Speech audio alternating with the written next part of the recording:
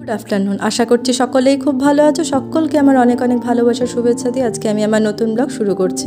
আজকে স্যাটারডে, আজকে আমি তাই বানাবো আমার মায়ের বানানো একটি নিরামিষ রান্না, নিরামিষ পাঁপড়ের অমলেটের তরকারি। এর জন্য লাগবে আমার আলুটা তাই অলরেডি আমি সিদ্ধ করে ম্যাশ করে নিয়েছি। এখন আমি আলুটা একটু ফ্রাই করে নেব।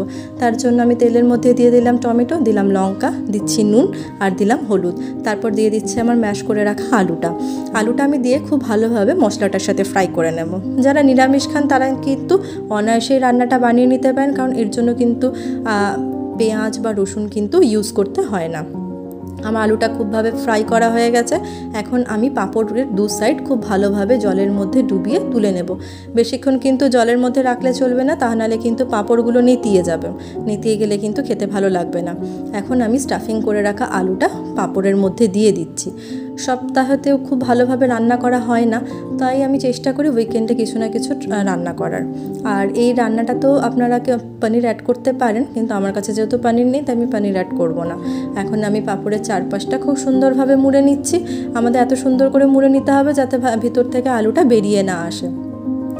তো নাহলে রান্না করার সময় কিন্তু আলুটা বেরিয়ে আসলেও খেতে কিন্তু খুব একটা ভাল লাগবে না। দেখো আমি খুব সুন্দরভাবে পাঁপড়টা মুড়ে নিয়েছি। যদি তোমাদের মনে হয় যে পাঁপড়টা খুব ভালোভাবে মোড়ানো হচ্ছে না, মুখগুলো খুলে যাচ্ছে, তাহলে কিন্তু তোমরা জল দিয়ে একটুখানি ভালোভাবে মুখটা মুড়ে নিতে পারো। এইভাবে কিন্তু আমি আমার বাকি পাঁপড়গুলো স্টাফিং করে নেব। আমি কিন্তু পুরো আলুটা ইউজ করব না, কিছু আলু আমি রেখে দেব, আমার পরে এটা কাজে লাগবে। আমি স্টাফিং করে নেওয়া পাঁপড়গুলো তেলের মধ্যে কিন্তু হালকা ফ্রাই করব। ডিপ ফ্রাই কিন্তু করলে হবে না, ডিপ ফ্রাই করলে পাঁপড়গুলো কড়া হয়ে যাবে, খেতেও কিন্তু খুব একটা স্বাদ হবে না। আমি জাস্ট পাঁপড়ের দুটো সাইড হালকা করে ফ্রাই করে নেব।